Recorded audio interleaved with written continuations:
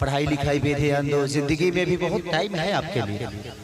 Singing भी करती हो तुम, कुछ भी कर सकती हो, मुझे अब कॉन्फिडेंस हो रहा है।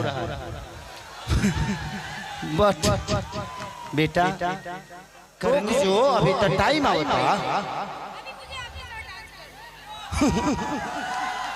जबरदस्ती नचबे,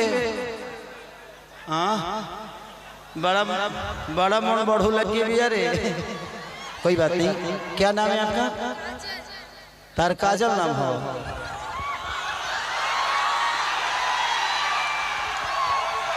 कहतने के काहे इतना बैठ के बोलत यही जानत है कि ये नाम के जुबान से हम बहुत शांत हो जाएंगे। बेटा काजल मेरी बात सुनोगे? बताओ तुम ऐसे करोगी तो कोई दुनिया का आदमी आपके साथ कभी काम नहीं करेगा। बेटा जिंदगी में वेट करना सीखो। सुनो मेरी बात सुनो, कुछ भी जल्दी का काम शैतान का होता है।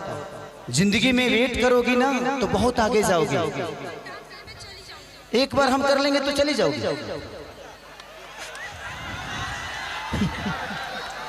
तो माने जबरदस्ती करबे हमरा संग, हमार मन नहीं खे। अभी रोक जो भाई,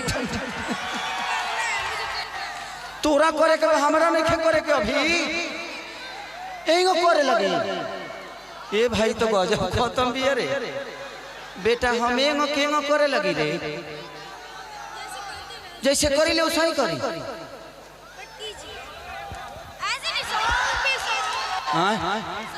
अच्छा गाना, एक गाना हो जाने दो बेटा। अगर जिद कर रही हो मैं चला जाऊंगा यहाँ से।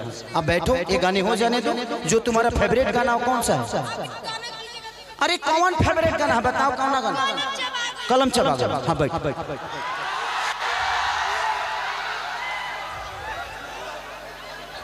कलम चब रो करो, कलम चबागल, कलम चबागल। तू पढ़बू ना, हमरा बुझा गई।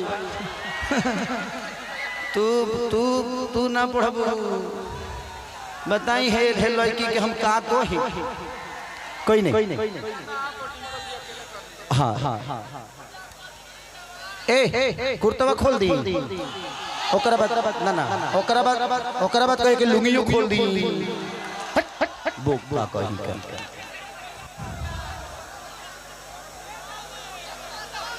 लगा दीजिए। कलकत्ता के लड़की कला जादू जाने ले।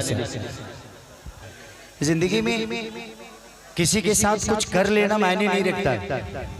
उसके आप उस लायक बन जाओगे ना तो फिर आपको स्ट्रगल करने की जरूरत नहीं। आप खुशी के लिए